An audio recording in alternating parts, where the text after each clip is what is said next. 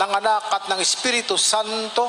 Amen. Amang banal at makapangyarihan sa lahat, Yahweh El Shaddai, noon nga't magpakailanman, ikaw ang kataas-taasan na may likha ng lahat ng bagay, may likha sa tao at nagbigay ng buhay. Naging pamilya mo kami, Panginoon, dahil sa iyong kadakilaan. Patuloy mo kaming niyakap sa kabila ng kami ay nagkulang.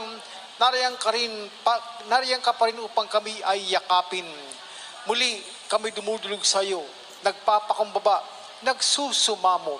Hayaan mo pong patuloy na pagdaloy sa amin ng iyong biyaya at habag. Basbasan, Panginoon, ang bawat gagawin naming alay sa iyo, O Diyos, sa araw nito, Panginoon. Tinawag mo kami upang ikaw katagpuin. Tinawag mo kami upang ikaw luwalhatiin. Tinawag mo kami, Panginoon, upang mag-alay kami ng panahon at laman ng aming puso na bunga ng iyong Espiritu, Panginoon.